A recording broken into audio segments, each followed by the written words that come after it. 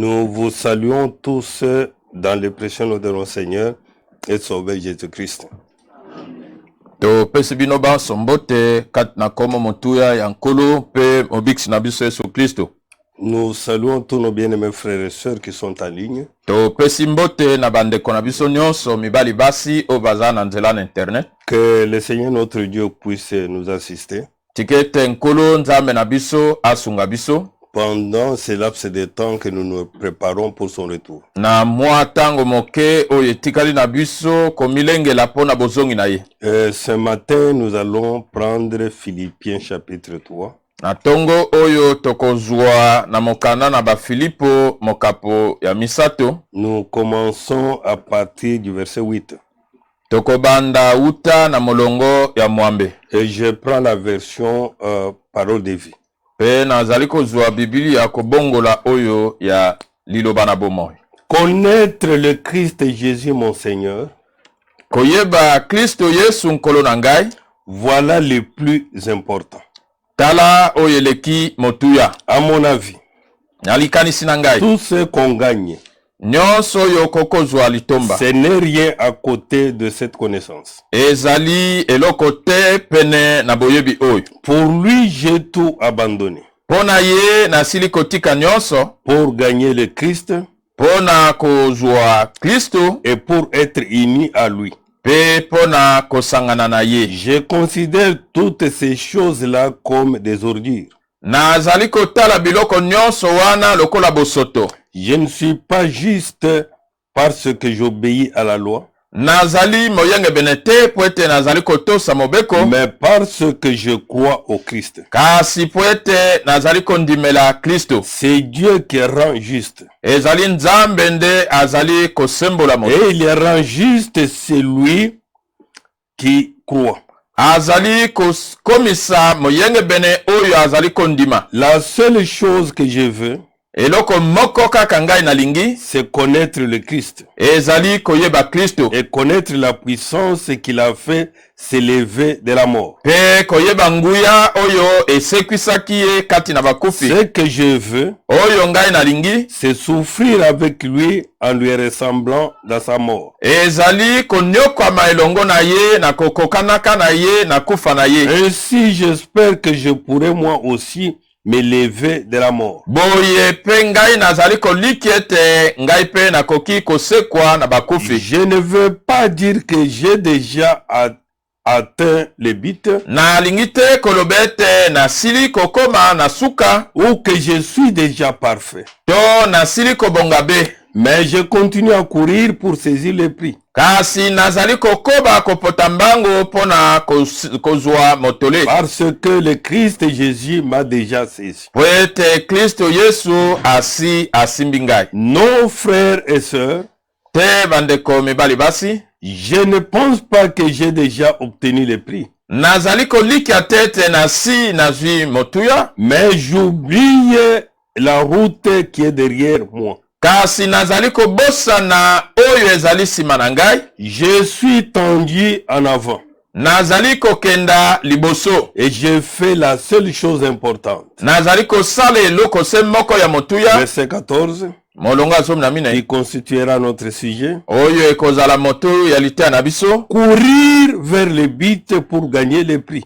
Kopota mbango epai na mama na likambo pona kolonga. Dieu nous appelle d'en haut à le recevoir par le Christ Jésus. Nzamba azali kobenga biso uta na likolo ya kozwa yango na nzela na Kristo Yesu. Nous qui sommes des chrétiens adultes. Biso oyo tozali ba Kristo oyo basili kokomela. Nous devons penser de cette façon. Tosengeli kokanisa na lolenge wana. Et si sur un point vous pensez autrement, bongo soki na likambo moko ozali kokanisa lolenge kokesana. Dieu vous éclairera aussi là-dessus. Nzambe pe akongengisa bino likolo na yango. En tout cas, continuons la même route que nous avons suivie jusqu'à maintenant. Penza tokoba nzela moko elongo pela moko tobili yango kino sika. Prions le Seigneur. Tobondela nkolo. Créateur du ciel et de la terre, Père céleste. Mokeli na likolo pe na mabele tata na lola. Nous voici à cet instant devant ta face. Tala biso na ngonga oyo liboso na yo. Te confiant ces temps et ces moments. Kotombelaka yo ngonga pe tango oyo. Te confiant tout ce que nous puissions faire. Kotombelaka yo nyonso yo tokokosala. Te confiant tout ce que nous puissions dire. Kotombelaka yo nyonso tokokoloba. Afin que ta grâce puisse être sur chacun de nous. Et que ta miséricorde soit répandue dans nos cœurs. Dieu créateur du ciel et de la terre. Nous nous soumettons en toi, Père. De manière que tu prennes chacun de nous. Et que tu fasses chacun de nous ce que tu voudras, Père. Et que Père céleste, aide-nous réellement, ô Seigneur, à agir selon ta volonté. À parler selon ta volonté. À marcher selon ta volonté. Père céleste, sois avec l'interprète. Sois avec chaque technicien. Sois avec chaque auditeur. Sois aussi avec moi, Père. Nous confions en toi, Seigneur. Car nous savons qu'en toi, nous avons la guérison. En toi, nous avons la bénédiction. En toi, nous avons solution à tous nos problèmes. Et viens-nous au secours à ce moment. Éclaire-nous à travers ta parole. Au nom tout puissant de notre Seigneur. Jésus-Christ. Amen. Amen. Mes bien-aimés frères et sœurs, ici où nous venons de lire dans Philippiens chapitre 3, la parole de Dieu nous déclare que connaître le Christ Jésus mon Seigneur, que voilà la chose la plus importante. La chose la plus importante n'est pas d'avoir beaucoup de biens, avoir beaucoup de relations de contact avec les gens, mais c'est de connaître le Seigneur Jésus-Christ. C'est ce qui est plus important. Oui, mon frère. Oui, ma soeur. Et il nous dit que je ne suis pas juste parce que j'obéis à la loi. Mais si je suis juste, c'est parce que je crois au Seigneur Jésus-Christ. Oui. Quand nous croyons au Seigneur Jésus-Christ, c'est le Seigneur Jésus-Christ qui nous rend juste. Oui, mon frère.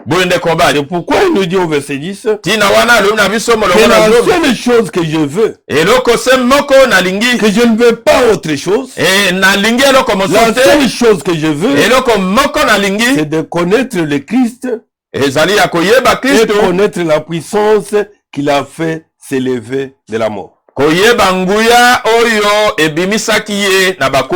ce que je veux, c'est souffrir avec lui et lui ressembler dans sa mort. Et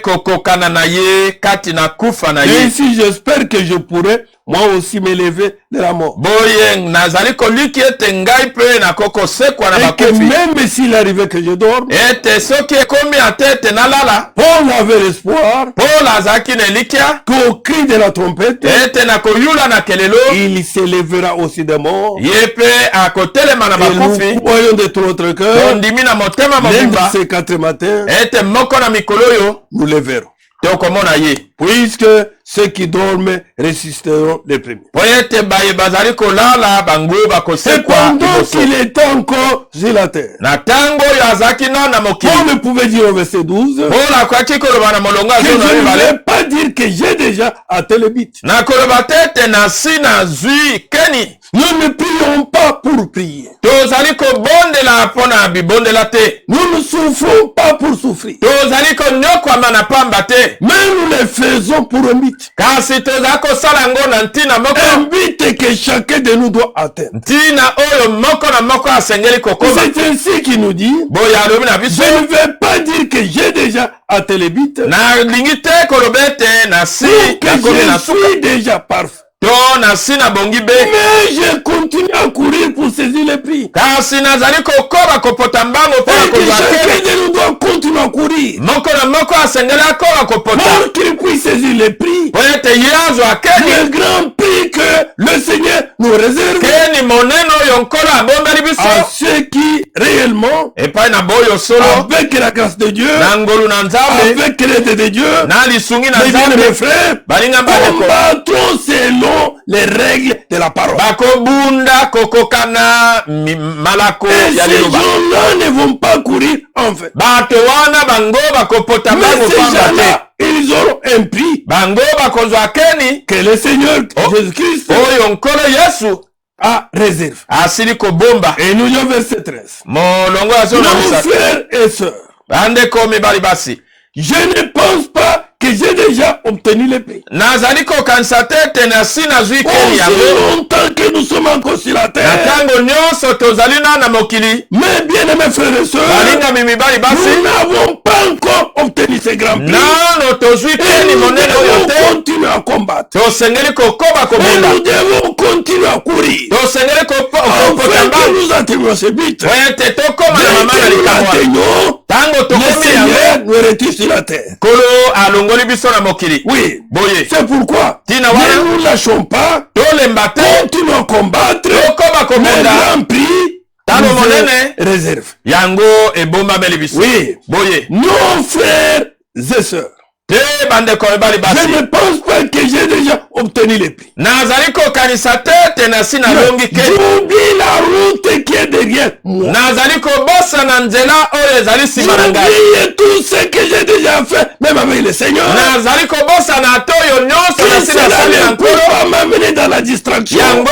mema ngai na kidiba te. Mais je cours vite. Kasi nazali kokota Regarde mbango. devant Kotalaka liboso. vers le grand prix Epai na talo Que le keni Seigneur monene oyo nkolo nous réserve. abombeli biso. Oui, mon frère. Boye ndeko Oui, mobali. ma soeur. Boye ndeko mwasi. Avec l'Esprit de Dieu, Na molimo na à la nzambe. révélation de la parole de Na Dieu, nzela na emoniseli ya Mon liloba na frère, ma nzambe. soeur. Ndeko mwasi mobali. avant que le Seigneur te retire sur la terre, Liboso ete nkolo alongola yo na mokili. tu sauras là où tu partiras. Okoyeba esika oyo Tu okokende. sauras ce qui t'attend. Okoyeba oyo eza kozela yo. Oui, mon frère. Boye ndeko mobali. C'est ce qu'il nous dit. Boye alobi na biso. Mais j'oublie la route qui est derrière. Kasi nazali kobosa na nzela oyo eza nsima na Je ngai. suis tendu en avant. Ngai nazali kokende liboso. Et j'ai fait la seule chose importante. Nazali kosala eloko selo Quelle est ya la chose motuya. importante pour lui? Eloko nino ya motuya Quelle mpona est ye. aussi la chose importante pour chaque chrétien? Ete tala eloko ya motuya mpona C'est mokristo de moko na moko. courir vers les buts Ezali ya kopota pour mbango gagner les prix. epai na mama na likambo mpona Oui, mon kolonga frère. keni. Oui, ma soeur. Boye ndeko C'est mwasi. courir vers les buts Kopota mbango na pour suka gagner les prix. mpona kolonga keni. Dieu nous appelle d'en haut Nzambe azali kobenga biso uta à likolo les recevoir, ya kokende à kozwa recevoir ce grand prix kozwa keni monene oyo par le Christ Jésus. na nzela na Kristo Yesu. Oui, mes bien, mes frères. Boye ndeko na ngai mobali. Voilà qu'on nous donne un type dans la Bible. Tala bapesi biso elilingi moko na Biblia. Nous sommes dans 1 Corinthiens 9. Tozali na bakorinti na yambo Nous libwa. prenons à partir de 74. Uta na molongo ya tukumi bale na mine. Où un type nous est donné. Wapi elilingi moko epesameli biso. Que au stade, Ete kuna na libanda na lisano na tous les ndemo. coureurs font la course. Bapoti mbango nyonso bazali kokima Mais mbango. seul gagne les prix. Kasi moko azali kolonga keni. Et tous se sont engagés dans la course. Banso bamikotisi na kokima Mais il y mbango. a un seul qui va gagner les prix. Moko kaka akolonga Et keni. aussi nous tous nous sommes engagés dans la course. Biso nyonso pe tozali kata kopota mbango. Et aujourd'hui, Lelo on a commencé nombreux tobandaki ebele et beaucoup ebele pe sont tombés. bango basili kokwea. Oui, mon frère. Boyende ko Oui, ma soeur. Boyende ko masi. Je me rappelle. Nazako kanisa. Dans les années 80. Na ba années 80. Certains qui étaient avec nous, qui avaient commencé. Ba mosuso balaki na biso Mon ba frère, ma balaki soeur. de commence Aujourd'hui, lelo ils ont abandonné. basili kotika. Mon frère. De combat. Que tous les coureurs font la course. Ete ba potimbango nyonso balaki Mais kotamba. seul gagne les prix. Moko kaka za kolonga keni. Vous ne savez donc pas cela. Na bongo boyebi yango te. Alors courez pour gagner les prix. Na bongo potambango na lolenge tolenga keni. De commence moment. Ne lâchez pas. Kolemba te. Continue à courir. Koba ko potambango. Tout en oubliant. Na kobosa Ce qui est derrière toi. Oye za Mais sima tout na en yo. regardant Na kotalaka. vers les bits. Epai na mama na likambo. Oui. Boye. Alors courez pour gagner les prix. Na bongo potambango olonga keni. Tous les sportifs s'entraînent. Bato nyonso oyo basala bakimaka mbango basalaka ngala sisi. Et en se privant de beaucoup de choses. Nakomi pekisaka biloko ebele. Et ils le font pour gagner une récompense qui ne dure pas. Bango baza kosala ngo mpona kozwa libonza moko oyo eza koumela te.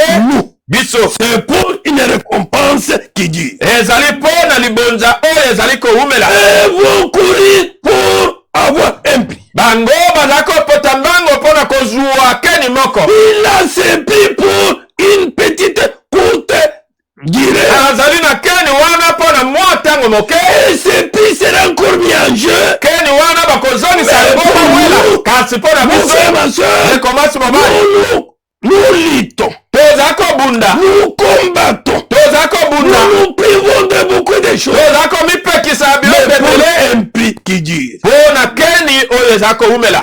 Oui, mon frère. Boyende kobali. Oui, ma soeur. Boyende komasi. Et c'est pourquoi Tina wana. moi je cours. Ngana na kopota. Mais pas au hasard. Na pamba te. Je suis comme un boxeur. Nazali lokola mobundi bibotu. Mais je ne donne pas de coups dans le vide. Nazali kobeta bibotu na mopepe. Quand je donne les coups, Tango na beti. je vise un entour. Nazali kotala esika Que koleka. même aussi, Lolenge moko. nous les chrétiens, Biso mon bakristo. frère, ma soeur, Recommence nous mobali. ne prions pas pour prier. Tozali kobondela kaka Nous mpona ne kobondela chantons te. pas pour chanter. Toza koyemba kaka mpona Tout koyemba ce te. que nous faisons, Nyonso toza kosala. c'est pour atteindre le but. Ezali mpona ntina moko. Remporter les grands prix. Kolonga keni Oui, monene. mon frère. Boyende Nous kobali. ne tentons pas. Tozali kotatama Non, mon frère. te. Nous sommes ici Toza na mama. de ce que nous faisons. Na oyo toza Là, kosala. tout ce que nous faisons, Ote nyonso vient de toza la kosala. Bible. Eza na Biblia. Oui, mon frère. Boyende kobali. Oui, ma soeur. Boyende komasi. Il est dit là-bas. Alobi kuna. J'ai traité mon corps durement. Naza kosalela nzoto na ngai na makasi nyonso. Je suis totalement maître de mon corps. Nazali penza nkolo ya nzoto na ngai. Sinon, Soki te moi qui ai annoncé les messages aux autres, ngai oyo nasakoli sango na basusu. je risque ensuite d'être éliminé. Nakokeba te ete nsima nalongolama. Que ceux qui s'entraînent au stade Boyo bazali kosentraîne na sanola se ndebo. privent de beaucoup de choses. Bazali komipekisa bakambo ebele. Vous verrez la période qu'il faut les entraînements. Okomona eleko oyo bazali kosala baentraînement. Des fois même la chose qui était meilleure pour lui pour manger. Ntango mosusu eloko ezalaki mpenza malamu mingi mpo na ye mpo na Ils se kolia. privent de ça. Aboyi kolia yango. L'entraîneur leur parle. Entraîneur ayebisi Ne bango. mangez pas telle chose. Kolia eloko boye te. Ne dormez pas telle heure. Kolala na N'allez ngonga pas boye tel te. endroit. Okende na Ils esika boye se te. privent de tout. Baza komipekisa biloko nyonso mpo na nini. Afin qu'ils se préparent Po ete de bamilengela manière na lolenge à remporter ya kolonga le prix. keni. Quel prix? Keni nini? Un prix qui ne dit pas. Keni oyo ezali koumela te. Un prix qui est éphémère. Keni oyo ya ntango Mais moke. tandis que mon frère, ma soeur, Zoka ndende komasi mobali. Non. Biso un prix qui dit keni oyo ezali koumela. nous attend. Eza kozela biso. Pourquoi? Tina wana. Si tu veux atteindre le but, Soki olingi kokoma na mon frère, suka ma soeur, ya komasi mobali. traite durement ton corps. Salela na makasi nyonso nzoto na yo. Prive-toi de tout ce qui t'amène dehors. Mipekisa na De nyonso tout eza ce komema qui yo t'amène à libanda. la distraction. Nyonso eza komema yo na De tout ce kidiba. qui t'écarte de Dieu. Nyonso eza kolongola yo mosika na nzambe. Prive-toi ça. Yo mi pekisa na yango. Abandonne ça. Tika yango. Oui mon frère. Boyende kobali. Boyende komasi. Ne s'occupe pas komita la te. de ce que les gens font. Na oyo bato balako sala. Même des réseaux sociaux. Ata ba réseaux sociaux. Ne t'occupe pas de ça. Yo kotala ngote. Occupe-toi Yo tala. de ce que la parole nous dit. Ya oyo lilobelobi na biso. Oui. Boye. Quand nous combattons, tango tozako mon frère, ma soeur, tout en nous privant, nakomi pekisaka même de ceux qu'on croit être meilleurs. atoyo tokanisaki ete eza Comme la malamu. Bible nous dit, Lokola Biblia si elobi na vous biso. sentez que votre bras gauche vous amène dans la distraction, Soki omoni ete loboko na yo ya mwasi nde eza komema yo na kidiba. coupez. Kata. Entre avec un seul bras. Kota na lola na loboko mon moko. frère. Oui, ma soeur. Boyende ko mwasi. Si tu penses que ton corps Soki omoni ete nzoto na yo t'amène dans le plaisir du monde, eza komema yo na bisengo ya mokili. pour t'écarter du but que tu dois atteindre, Mpona kolongola yo mosika ntino nakolamela ndeko mwasi Paul mobali. dit, Paul je alobi suis maître de mon corps. nazali nkolo ya nzoto na ngai. Prends la décision. Zwa mokano Dis à ton corps, loba na nzoto na yo je suis maître de toi. nazali nkolo na Je yo ne te permettrai pas kopesa yo nzela te de faire ce que tu veux. ya kosala oyo yo olingi. Je ne dois pas être attiré nasengeli te par kobendama tes plaisirs. na bisengo ya mokili Et oyo. je suis uniquement attiré nabendami bobele par la parole de Dieu. na liloba na nzambe. Oui, mon frère. boyende kobali Oui, ma soeur. boyende komwasi Courir vers les bites. kopota mbangu na ntina. Nous ne courons pas pour courir. toza kopota mbangu na pamba Mais te nous nous courons, biso toza c'est kopota pour atteindre les bites. ezali mpona kokoma na suka. En 2 Timothée chapitre 2, na timote ya mibale mokapo ya mibale nous prenons à partir du verset 1er. uta molongo ya liboso Il est juste d'abord. elobami boye Toujours dans la version parole de vie. kaka na kobongolo ya Toi, parole mon de vie. fils, yo mwana na ngai cherche à devenir toujours plus fort grâce à l'amour du Christ Jésus. luka ntango nyonso kokoma makasi koleka na lisungi na bolingo na kristo Ce yesu que tu m'as entendu enseigner devant de nombreux témoins, oyo oyokaki ngai koteya liboso na banzeneneke ebele confie-le à des gens sûrs. pesa yango na bato oyo ya mama. Ils doivent être capables eux-mêmes de l'enseigner aussi à d'autres. bango moko basengeli kozala na makoki ya koteya yango na bato mosusu. Suivez verset 2, à partir du verset 2. molongo ya misato. Prends ta part de souffrance. yo zwa eteni na yo ya minioko Comme un bon soldat du Christ Jésus. lokola soda oyo malamu ya kristo yesu. Que prends ta part de souffrance. ete zwa ndambo oyo ya yo ya minioko Comme un bon soldat du Christ Jésus. lokola soda oyo malamu ya kristo Un yesu. chrétien comparable à un soldat. mokristo akokani na soda.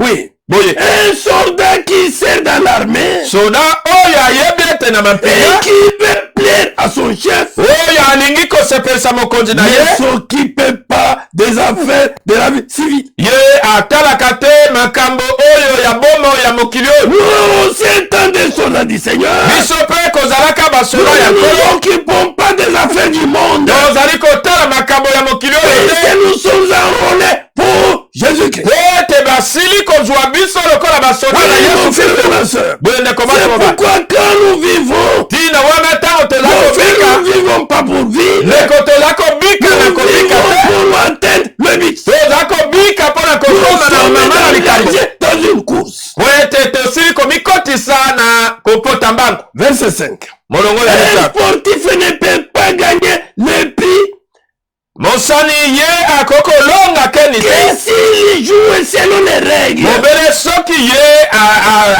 asali kokokana na mibeko. Vous avez l'arbitre qui siffle. oza na arbitre oyo aza kobeta Il piololo vous remet dans l'ordre. azali kozongisa bino na Pour vous molongo dire que non, vous ne jouez pas selon les règles. mpona koloba ete obeti te kokokana na Oui, mon miboko. frère. boyende kobali Un véritable chrétien, mokristo oyo il asala ne fait pas ce qu'il veut. akosalaka te Un oyo ye véritable alingi. chrétien, mokristo oyo il est asala l'arbitre. azali na Qui est le arbitre Saint-Esprit. oyo eza molimo C'est santo. le Saint-Esprit eza molimo qui doit lui santo montrer ye asengeli kotalisa ce qu'il ye doit faire. oyo ye asengeli C'est kosala pourquoi, ntina wana mes bien mes frères, balinga bandeko le Seigneur a promis kolo alakaki qu'il y va dans nos cœurs. ete il va dans nos cœurs. Mettre son esprit. Pour que le Saint-Esprit en nous. Quand tu veux faire quelque chose qui est contraire à la Bible, le Saint-Esprit sonne. Il te dit, ce n'est pas ça. Attention, tu t'es dérouté. Tu risques de ne pas atteindre le but. Marche ici pour atteindre le but. Le même aussi. Un sportif ne peut gagner le prix. Et s'il joue selon les règles. Le même aussi, nous les chrétiens. Si nous voulons atteindre le but, nous devons courir d'après la parole de Dieu. Ne courons pas d'après les rythmes du monde. Ne courons pas d'après la kimoserie. Nous devons courir, nous devons marcher, nous devons agir d'après les règles de la parole. Oui, mon frère. Que les fruits de la récolte sont d'abord pour les cultivateurs qui a beaucoup travaillé. Mon frère, la Bible nous dit, on ne se moque pas de Dieu. Qu'est-ce qu'il a fait? Oui, mon frère. Oui, ma soeur. Abandonnons la distraction dans ce temps. Si fourbe comme ce temps que nous traversons. Mon frère, ma soeur. Un temps très difficile, très délicat comme ce temps. Pour tout est à notre disposition. Mais mon frère, nous n'avons pas l'autre fois ici. Tout est permis. Mais tout n'édifie pas. C'est pourquoi, mon frère, si tu vas remporter les grands prix, prends ce qui t'édifie, ce qui peut te pousser à bien courir. Réfléchis à ce que j'ai dit. Et le Seigneur te fera tout comprendre. Amen. Qui réfléchit à ce que j'ai dit, et le Seigneur te fera tout comprendre. Oui, mon frère. Oui, ma soeur. Courir vers le but. Oui. Est-ce que nous sommes engagés dans la course? La course pour atteindre le but. C'est pourquoi la Bible dit dans Hébreux 12. Il est dit ceci. À partir du premier verset. Cette grande foule de témoins nous entoure. Rejetons donc. Nous aussi. Tout ce qui nous empêche d'avancer. La chose qui t'empêche d'avancer. La vie qui t'empêche d'avancer. Le langage qui t'empêche d'avancer. Mon frère, ma soeur, rejetons donc. C'est nous à rejeter. On n'a pas dit que Dieu vienne rejeter. C'est toi, c'est moi. Mon frère, ma soeur, qui doit examiner sa vie. Et la Bible dit, rejetons donc. Nous aussi. Tout ce qui nous empêche d'avancer. Ce qui t'empêche de courir. Ce qui t'empêche d'avancer. Rejetez ça. Rejetons les péchés qui nous environnent si facilement. Courons jusqu'au bout la course qu'on nous propose. Oui, mon frère. Oui, ma soeur. Même les coureurs ont été appropriés. Ils ne peuvent pas porter n'importe quoi sur leur corps. Ils ne font pas qu'il y ait les poids sur leur corps. même. Bisopelo Engagé dans la course. Oyo tomikosi na maso. Ndekomasi mobali. Biblia lobna biso. Rejetons les péchés. Tobwaka lisumu. Nous enveloppent si facile. Oyo ezako zingela biso na pete. Nous empêchent de courir. Oyo ezako pekisa biso na kokota mbango. Tout fardeau. Mokumba Nous nyonso. empêche de courir. Oyo ezako pekisa yo kota. C'est là. Tokitisa yango. Au bas de la croix. Na ekulusu. Du Seigneur Jésus-Christ. Ya nkolo Yesu Kristo. Et restons légers. Totikala pepele. Pour courir. Mpona kopota mbango. Et courons jusqu'au bout la course qu'on nous propose. Topota mbango kino na suka na nzela oyo bafunguleli Et que biso. dans cette course-là, Na kopota mbango wana. regardons toujours Jésus. Totala ntango nyonso Yesu. Ne regardez pas une autre personne. Kotala moto mosusu te. Ne regardez pas le monde. Kotala mokili te. Mon frère, ma soeur. Ndekomasi Et mobali. regardons toujours Jésus. Totala ntango nyonso Yesu. C'est lui qui fait naître la foi. Yende oyo azali kobimisa kondima. Et qui en la rend parfaite. Pe azali kokomisa yango Il a kobokabe. accepté de mourir sur une croix sans avoir honte. Andimaki kokufa likolo na ekulusu kozanga koyoka soni. En effet, Naboyi. il voyait d'avance Azalaki komona libela. la joie qu'il allait recevoir. Esengo oyo ye asengelaki kozwa. Et maintenant, Pe sika il wa. est assis à la droite de Dieu.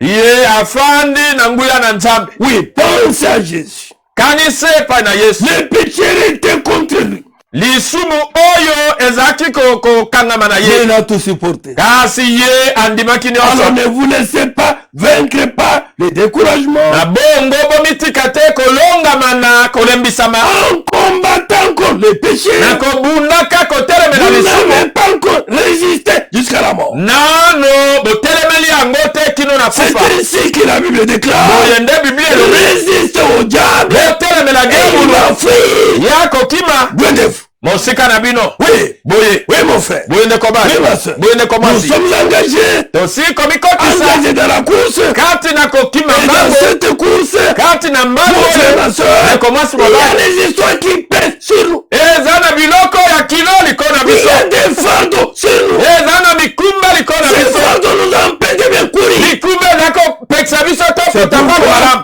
Tina wana. mon frère, ma soeur, Nekomasi mobali.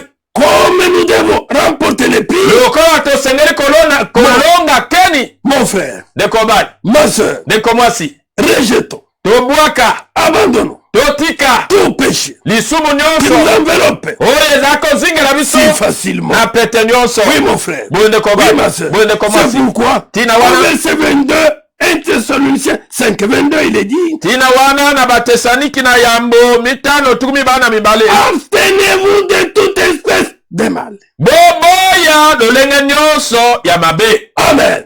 Nous devons nous abstenir. Tosengeli koboya. À nous abstenir comme une péquisse. Tosengeli komipekisa. Nous devons nous abstenir. Komipekisa. Mon frère, ma soeur, Nekomasi mobali. de toute espèce de mal. Lolenge nyonso ya mabe. Et le Dieu de paix Tikete nzambe na nous kimia. sanctifie lui-même Abulisa bino yo moko. Mobimba. et que tout votre être, Ete bomoto na bino mobimba. l'esprit, Molimo. l'âme Elimo. et le corps Nzoto. soient conservés Ebombama. irréprochables. Kozanga mpamela. Lors de l'avènement Na tango de ya notre koya Seigneur ya nkolo na biso Yesu Kristo. Amen. Amen. Oui, mon frère. Boye nekobali. Oui, ma soeur. Boye nekomasi. Nous sommes dans la course. Tozali na kopota mbangu. Nous sommes engagés Tosili dans komikotisa. cette course. Kati na kopota Nous devons mbangu. courir. Tosengeli Pas de kokima. n'importe quelle manière. Lolenge Nous nyonso devons te. courir Tosengeli kokima mbango. selon les règles, Kokokana na selon mibeko. la parole de Dieu. Kokokana na liloba na Avec la nzambe. foi Na et kondima. tous nos regards Miso na biso nyonso kobaluka. vers Jésus-Christ. Epai na Yesu Afin Kristo. que nous atteignions Po ete tokoma. le but Na mama na likambo. en remportant Na kolongaka. le grand prix.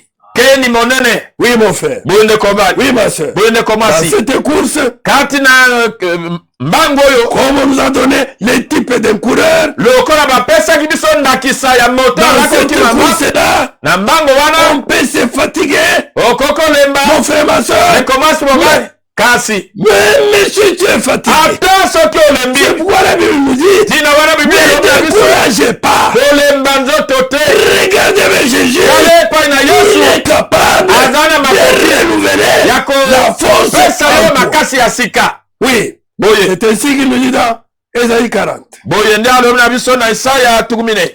Nous prenons le verset 27. Molongo ya tukumi bale na sambo. Il est dit ceci. Version parole de vie. Kobongola o ya parole. Israël, peuple de Jacob. Israël libota na Yakobo. Pourquoi est-ce que tu te plais en disant le Seigneur ne voit pas ce qui m'arrive. Il ne défend pas mon droit. Pourtant, le Seigneur est Dieu. Depuis toujours. Et pour toujours. Tu ne sais pas cela. Tu ne l'as donc pas entendu dire. Il a créé toute la terre. Il ne manque jamais de force. Il n'est jamais fatigué. Notre Dieu ne manque jamais la force. Notre Dieu ne se fatigue pas. Et Jésus-Christ en nous. Nous entendons le but. Comme lui-même ne se fatigue pas. Nous n'allons pas nous fatiguer. Voilà ce qu'il dit dans la suite. Personne ne peut mesurer la profondeur de son intelligence. Il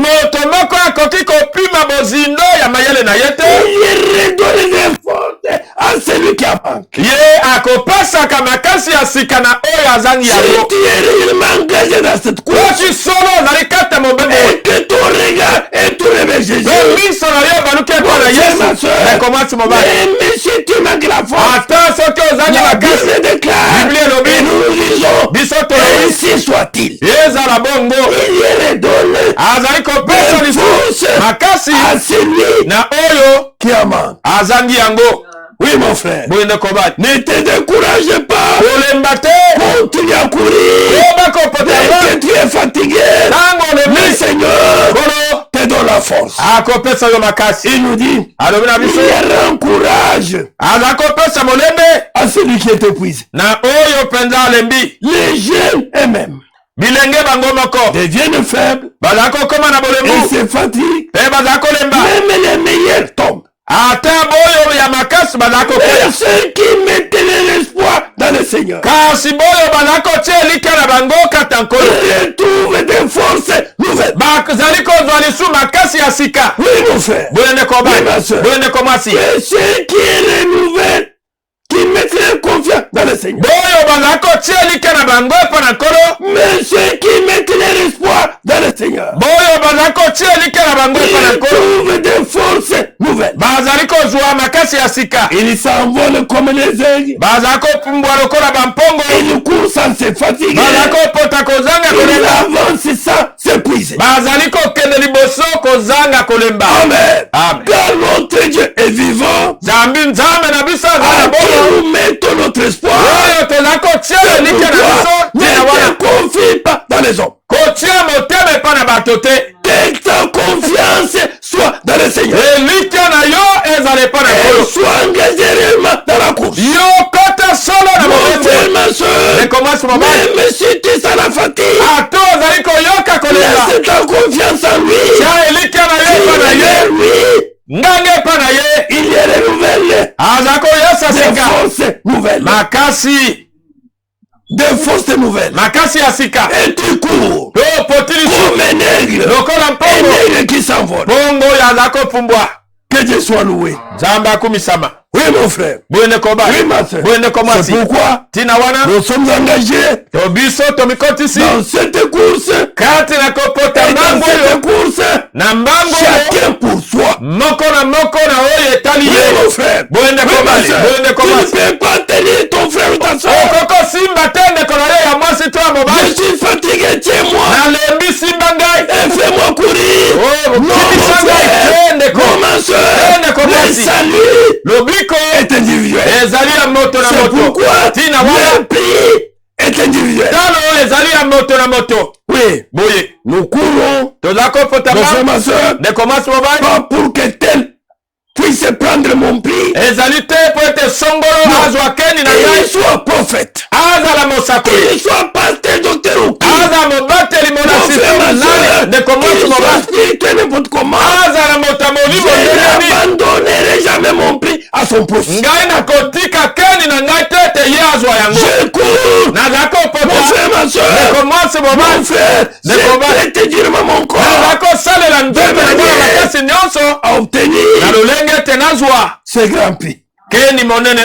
Comme nous dit Paul, prenons les actes 20. Voilà ce que nous avons verset 22. Quand il avait appelé les anciens d'Éphèse, ou prenons même partir de 17. Pendant 2000 Paul envoya chercher à Éphèse les anciens de l'église.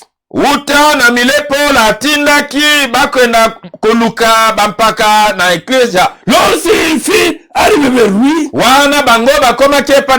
il leur dit, vous savez de quelle manière, depuis le premier jour où je suis entré en Asie, je me suis sans cesse conduit avec vous.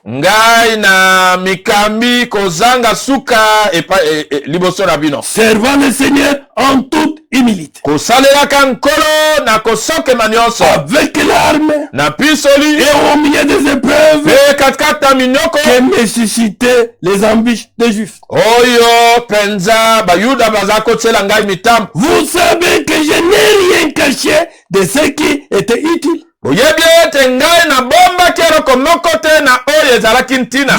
nous a pas caché de ce qui est utile pour nous. Le Seigneur a révélé sa parole dans ce temps. Tout ce qui puisse nous aider à notre préparation. Le Seigneur nous a accordé ça. Oui, mon frère. Oui, ma soeur. Et lui là-bas, vous savez que je n'ai rien caché de ce qui vous était utile. Et que je n'ai pas craint de vous prêcher et de vous enseigner publiquement et dans les maisons, annonçant aux Juifs, aux Grecs, la repentance envers Dieu et la foi à notre Seigneur Jésus-Christ. Et maintenant voici, lié par l'Esprit, je vais à Jérusalem, ne sachant pas ce qui me arrivera seulement de ville en ville. L'Esprit s'est m'averti que des liens et des tribulations m'attendent. Suivez le verset 24. Mais je n'ai fait pour moi-même aucun cas de ma vie. Est-ce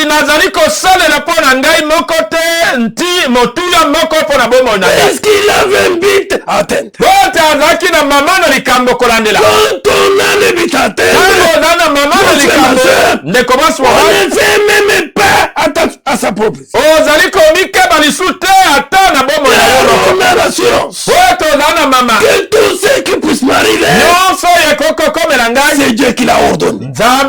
Et nous avons l'assurance que tout concourt de ce qui est métier. Oui, mon frère. C'est pourquoi on est regardé caché. Malgré qu'on lui parle, il y a des tribulations qui l'attendent. Il y a des liens qui l'attendent. Il lui a dit de partir. Oui. Faudra-t-il obéir à Dieu ou obéir au caprice de mon corps? Il là-bas, je n'ai fait pour moi aucun cas de ma vie. Comme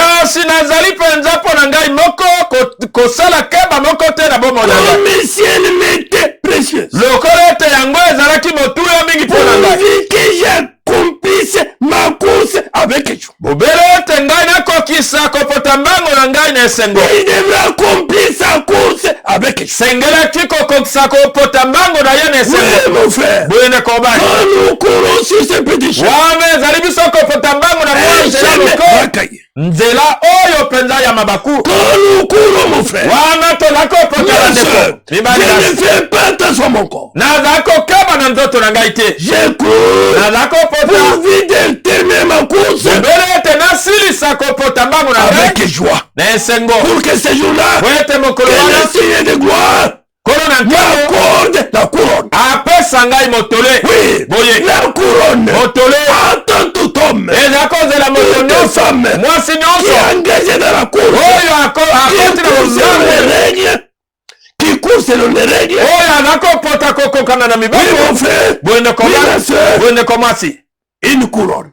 motole Il y a plusieurs couronnes. mitole ezali ebele. Oui, mon frère. boyende Oui, kobali ma soeur. boyende Nous komasi serons couronnés tokolatisama mitole ce jour-là. mokolo wana. Oui, Boye. c'est pourquoi tina nous wana ne nous fatiguons pas. tolemba te Nous ne nous lassons pas. tozali kolemba te Nous continuons à courir toza kokoma kopota pour mbango atteindre le but. mpona kokoma na mama Nous na ne likambo. courons pas l'aventure. toza kopota mbango na maseki te. Nous courons toza kopota sachant le pourquoi. koyebaka ntina. Oui, boye il nous dit là-bas, alona biso kuna il dit, mais je ne fais pour moi-même aucun cas de ma vie. naza kotala bomoi na ngai moko te Comme si elle m'était précieuse. lokola ete yango ezalaki motuya mingi mpo na Pour ngai. que j'accomplisse ma course avec joie. lokola ete nakokisa mbango na ngai na esengo Et le ministère mpe mosala que j'ai reçu du Seigneur oyo nazwi uta na nkolo yesu d'annoncer la bonne nouvelle ya kosakola sango malamu de la grâce de Dieu. ya ngolu ya nzambe.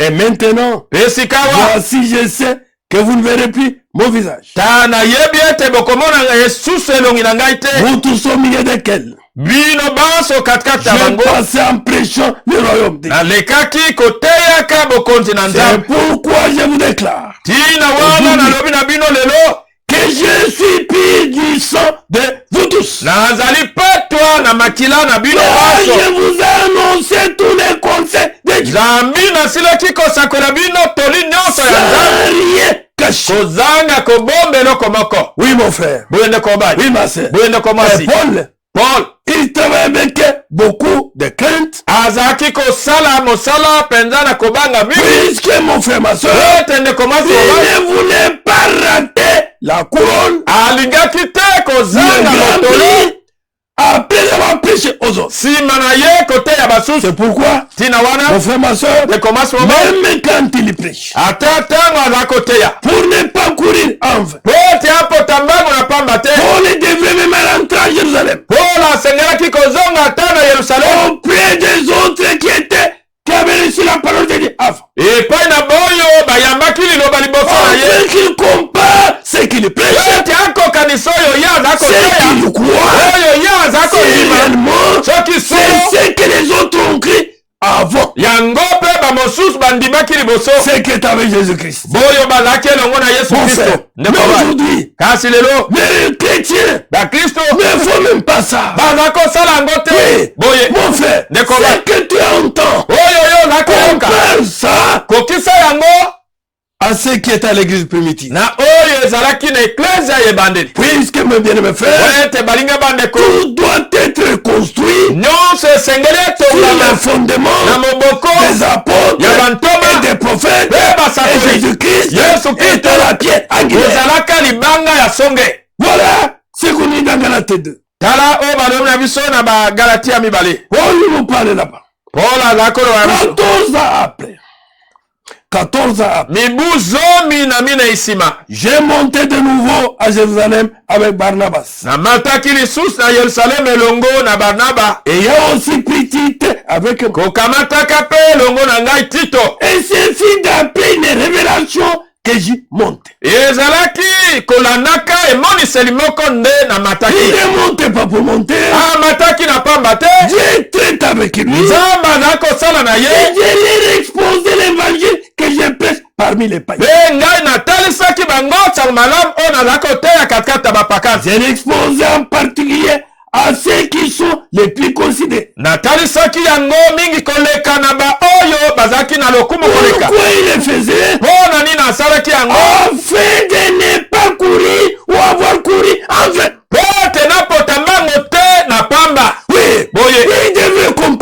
asengelaki akokisa même ceux qui le prêchaient, ata oyo ye azakoteya à ce que Pierre et les autres na prêchent. oyo petero mpe bamosusu bateyaki Mes frères, po ete balinga bandeko personne ne pouvait poser notre fondement. moto moko te akoki kotia moboko Mon mosusu frère, ndeko c'est ainsi. boye L'homme de Dieu nous dit toujours, moto na nzambe alobaka na biso ntango nyonso l'évangile dans ce temps sango malamu na ntango doit oyo être prêché comme dans l'église primitive. esengeli eteyama lokola na eklese oyo La ebandeli manière dont on a baptisé l'église primitive, lolenge babatisaki c'est de cette liboma manière ebandeli que nous devons baptiser. lolenge wana biso mpe tosengeli La kobatisa doctrine qui est écrite dans l'église primitive, amakisi oyo endimamaki na eklese ya c'est ebandeli celui-là que nous devons croire. yango nde tosengeli kondima lelo Oui, mon frère. boye ndeko masi C'est pourquoi Tina la wana. Bible nous dit dans 1 Jean, biblia eloo na biso na yohane ya liboso demeurez dans ce que vous avez entendu de recommencer. bowumela kati na oyo boyokaki wuta na ebandeli Derrière ça, nsima na il y yango a la vie éternelle. bomoi na seko ezali Mais aujourd'hui, kasi lelo mon frère, ma soeur, ndeko masi mobali aujourd'hui, lelo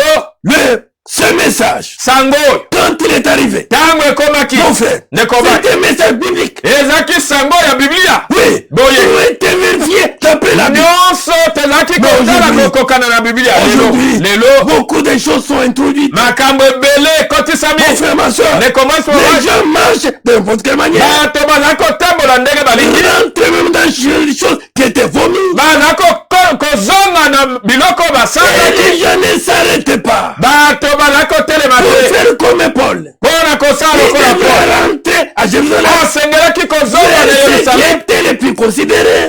epai na boyo C'était ya les lokumu anciens de Jérusalem. bampaka oyo ya yerusalemu Afin qu'il expose ce qu'il prêche. po ete atalisa bango ye aza koteya mpo na Pour nini ne pas courir enfin. po ete apota mbangu na pamba Oui, te mon frère. boye ndeko Oui, ma soeur. boye ndeko C'est mwasi ainsi. boye nde Et même dans Galates 3, na bagalatia misato il est écrit là-bas. ekomami kuna Nous prenons à partir du premier verset. tozala kozwa wuta molongo ya liboso Galates 3.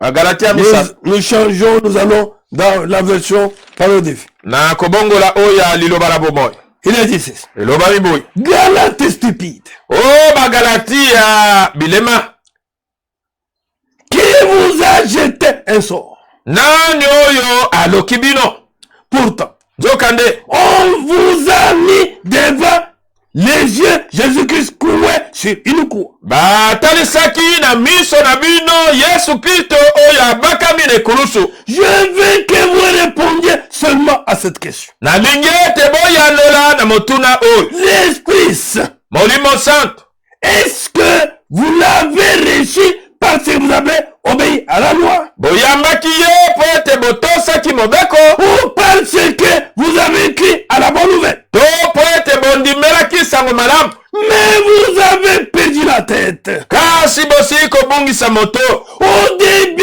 vous avez compté sur l'Esprit Saint. ne ebandeli botalelaki molimo santo Les gens comptaient sur l'Esprit Saint. bato bazalaki kotalela molimo santo Mon frère, ma soeur, ndeko moko quand mobali cette parole est entrée dans ce pays, ntango liloba oyo ekotaki na on moko comptait sur l'Esprit Saint. tozalaki kotalela Mais molimo santo aujourd'hui, kasi c'est lelo depuis ça. ezali suboye Les te gens conçus les hommes. bato bazali Je kotalela suis bato connu de tels. nayebani na Je suis songolo connu de tels. nayebani na Ce fakala n'est pas de cela qui compte. eyango te eza na ntina Non, mon frère, ma soeur, ndeko mwasi nous mobali devons être connus par Dieu lui-même. tosengeli koyebana na nzambe ye moko Et nous devons compter sur le Saint-Esprit. tosengeli kotalela molimo santo Mais vous avez perdu la tête. kasi bobungisi moto Au début, nebandeli vous avez compté sur l'Esprit Saint. botalelaki molimo Et santo maintenant, kasi est-ce sika que vous allez compter sur vos sept forces? bokotalela nde makasi na bino moko Avec l'argent que j'ai obtenu, na misolo oyo nazwi avec la maison que j'ai construite, na ndako oyo natongi avec les mecs qui se disaient là. na mituka na Non, mon frère, te ndeko ne mobali comptons pas sur toutes ces choses.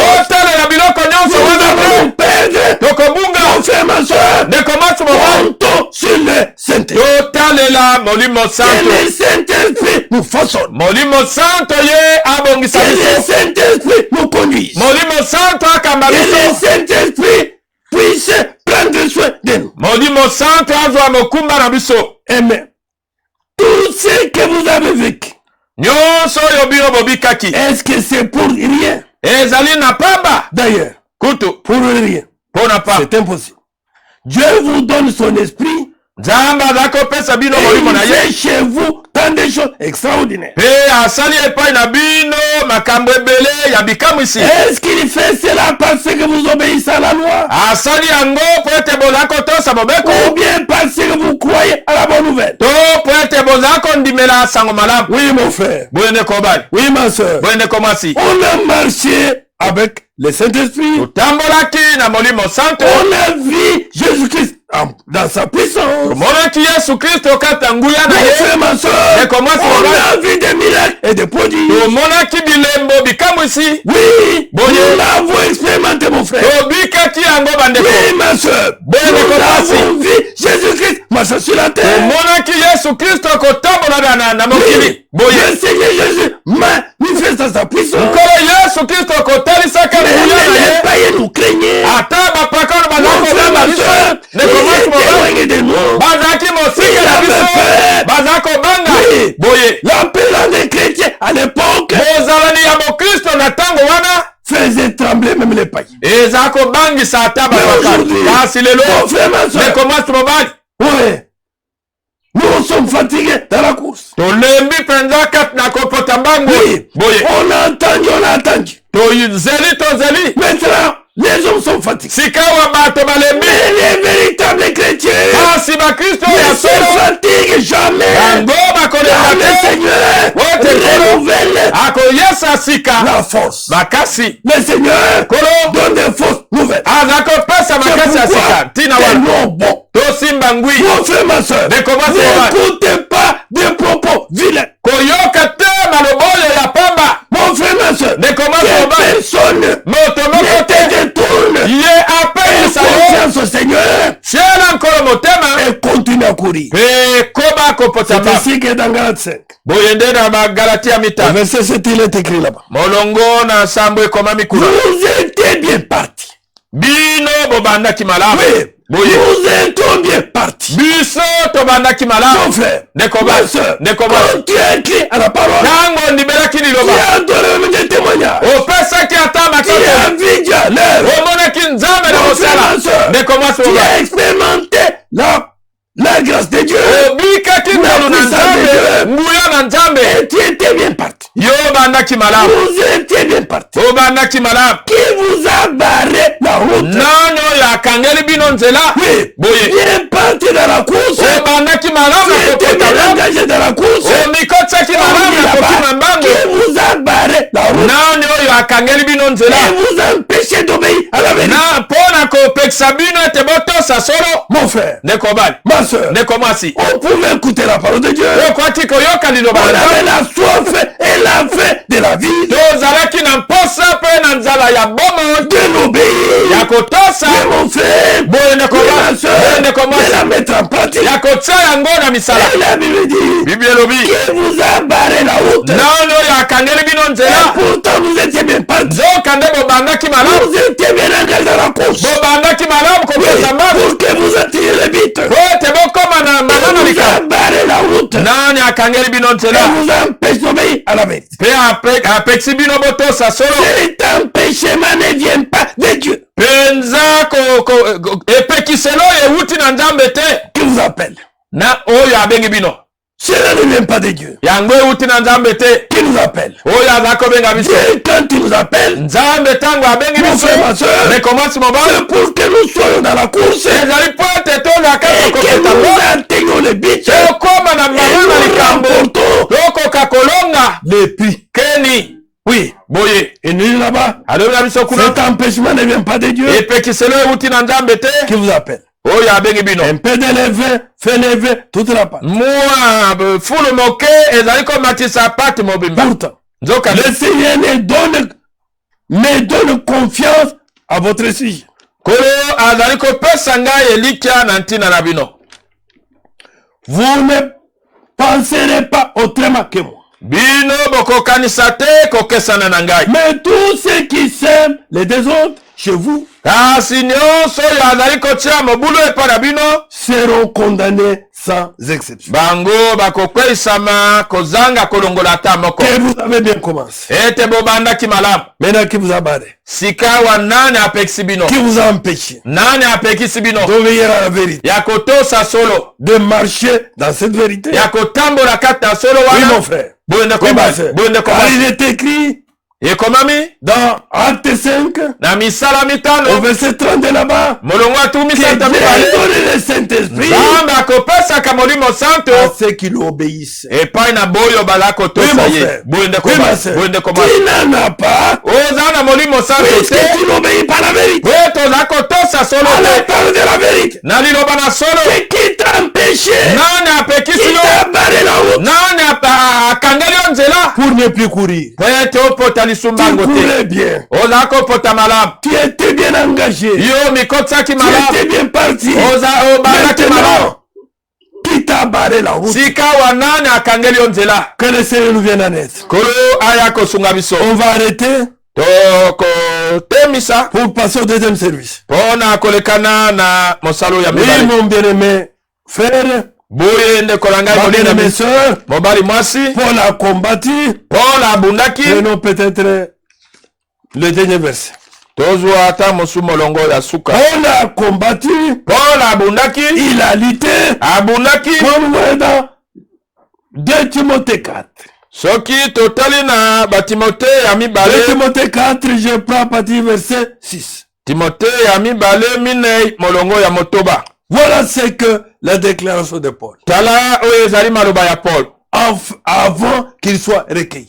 Yambo ete ye akoka kozonga na Il dit ceci. alobi boye. Pour moi, Pona ngai. voici le moment où ma vie va être offerte à Dieu. Tala tango tongonga o bomo na ngai esengeli kokabama na Nzambe. Comme un sacrifice. Lokola mbeka. Que sa vie sera offerte à Dieu. Ete bomo na ye kopesama na Comme Nzambe. un sacrifice. Lokola mbeka. Je vais bientôt mourir.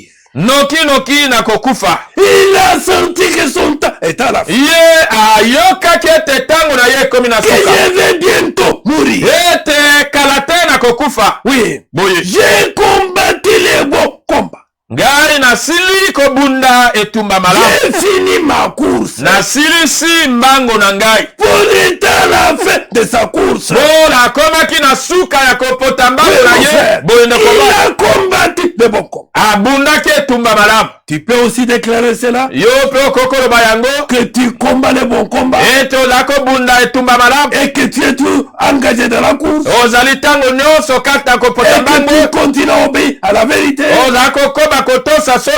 Il dit, je combattu les bons combats. Ngai nabundaki etumba J'ai malamu. fini ma course. Nasilisi mobembo na ngai. J'ai gardé la foi. Nabatelaki Il kondima. n'a pas défailli. Ye akweyaki te. Non, mon frère. Ende komba. Dans toute la course, Na kopota mbango dans nyonso. tous les Na combats, mobembo mon mobimba. frère, ma soeur, Ndeko mwasi dans molamu. toutes les épreuves, Kati na dans mimekano toutes les nyonso. tentations, Kati na komekama nyonso. Paul Paul a gardé la foi. ye abatelaki kondima. La foi qui vient de ce qu'on entend. Kondima oyo ewuti na oyo toza koyoka. Et ce qu'on entend de la parole de Christ. oyo toza koyoka na liloba la Kristo. Et maintenant, Sikawa l'épée de la victoire penza talo ya elonga m'attend.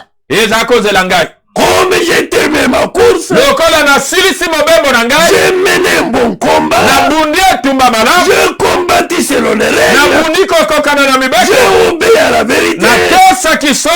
Et que pour le moment, Sikawa mon frère, ndeko ma soeur, ndeko mwasi l'épée de la victoire m'attend. talo ya elonga eza kozela ngai. C'est la juste récompense Yango ezali bonzo ya que sembo. le Seigneur, Ye oyo nkolo le juste juge, mosambisi ya va solo me donner akopesa le ngai jour mokolo du jugement. ya kosambisama. Il me la donnera à moi. Akopesa yango epa na ngai. Et il la donnera aussi Akopesa yango pe à tous ceux qui attendent avec amour na bayo nyonso baza kozala na bolingo. le moment Tango où il paraîtra. oyo ye akomonana. Amen. Amen. Amen. Amen. Est-ce que nous pouvons dire ça? Tokokoloba yango Que nous combattons les bons combats ete toza kobunda etumba malamu. et que Une couronne nous attend. Ete motole moko elakozela biso. Ete mokolo wana. Quand il apparaîtra, tango akomonana, il va nous couronner. akolatisa biso Est-ce que nous avons cet espoir? tozana elika wana. Que le Seigneur nous vienne en aide. Kolo aya kosunga biso. C'est chacun pour soi. Moko na moko na Chacun lui-même. Le salut est individuel. lobiko ezali ya moto na moto. Chacun lui-même va se poser cette question. Moko na moko akomi tuna motuna wana. Intérieurement, Solo penza. mon frère, Ndeko ma basi. soeur, Ndeko mwasi. si j'ai encore dans la course, nazali lisusu kati na kopota mbangu oyo. si tu réalises que tu n'es plus dans la course, soki ososoli ete ozali lisusu na mobembo qui te. t'a barré la route, nani akangeli yo nzela. qui t'a freiné, nani oyo apekisi yo. qui t'a bloqué, nani akangi yo. pour que tu ne marches pas. po ete otambola Et te. si tu découvres soki la ososoli chose qui t'a bloqué, eloko oyo ekangi yo. mon frère, ndeko bali. le trône de grâce est encore là. kiti na ngolu ezali na yino. Le sang de Jésus est encore sur ce trône. makila na yesu ezali na yino na ngwende. Priez vers lui. ganga epai na Il ye. viendra à ton secours. akoya kosunga yo. Afin que tu te réengages po ete omikotisa lisusu dans la course. kati na mobembo. Bientôt, nokinoki le Seigneur arrive. kolo azali koya. Bientôt, nokinoki le Seigneur va couronner kolo akolatisa motole. ceux qui ont combattu les bons combats. boyo babundaki etumba malamu. Ceux qui ont combattu selon les règles. boyo babundaki Ceux kokokana na qui ont mobembo. gardé la foi. boyo babatelaki Mon frère, kondima. ma soeur, nekomasi et mobali. ceux qui ont placé toutes les espoirs boyo batiaki elika na bango mobimba dans le Seigneur. kati na nkolo. Que Dieu vous bénisse.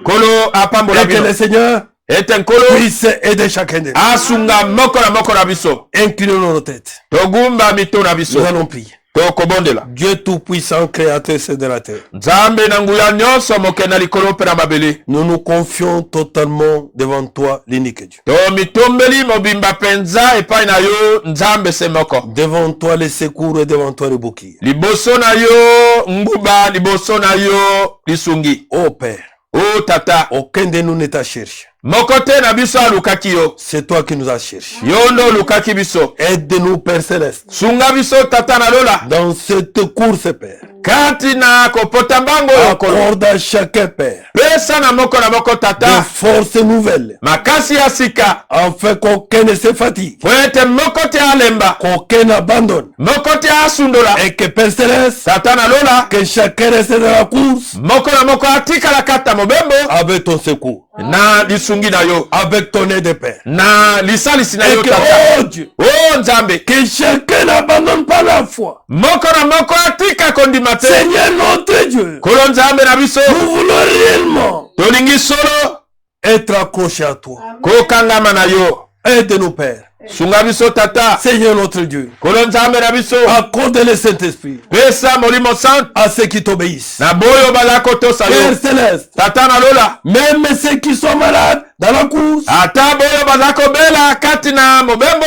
guéris les Seigneur, bikisa bango nkolo. pense leur plaie.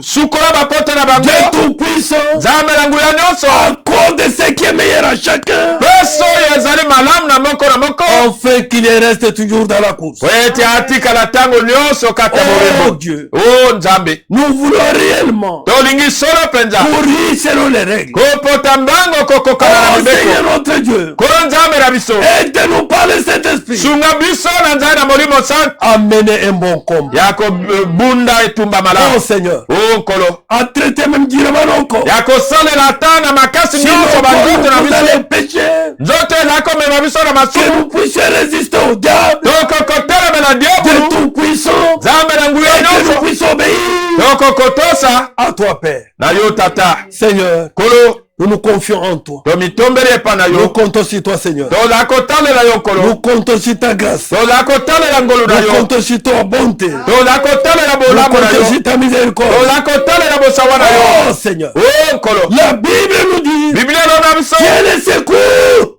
ozali même sungi dans le temps de la détresse. ata na ntango ya pasi. Père Céleste, tata na lola pendant ce période de la na pandémie, ntango oyo ya bokono. aide Père. sunga tata.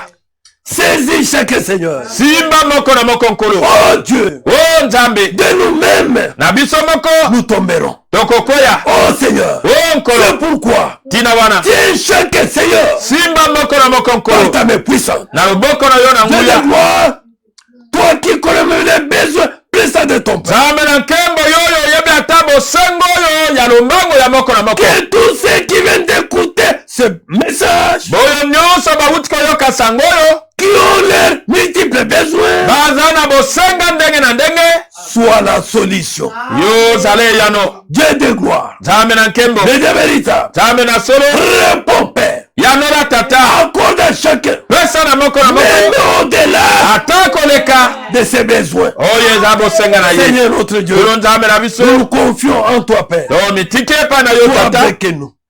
zala na biso Père Céleste, tata na lola même dans les services de mariage qui suit, ata na service oyo ya libala eza kolanda conduis-nous Père, kamba biso tata bénis tes fils et tes filles. pambola bana yo mibali basi Seigneur notre Dieu, kolo nzambe na biso bénis tous ceux qui sont en ligne, pambola bana nyonso bazala na nzana internet bénis tous ceux qui écoutent. pambola bana nyonso bazala koyoka Père Céleste, tata na lola nous nous confions en toi, to mitiki epai na yo te faisant confiance. kotielaka yo motema Comme il est écrit dans la Bible, pela moko ekomami na tout ce biblia que vous demanderez selon sa volonté, nyonso oyo bokosenga kokoka na croyez que moka na vous ye l'avez reçu. bondima ete bosili Nous kozwa avons yango la certitude toza na mama que tout ce que nous t'avons demandé, nyonso oyo tosengi nous yo l'avons obtenu. tosili kozwa Que yango l'honneur, lokumu que la gloire, kembo que la victoire elonga te reviennent ezonga epa na dans le yo nom de notre Seigneur na kombo na nkolo ya biso mpe mobikisi Jésus-Christ. yesu kristo Amen. amen Que le Seigneur vous bénisse.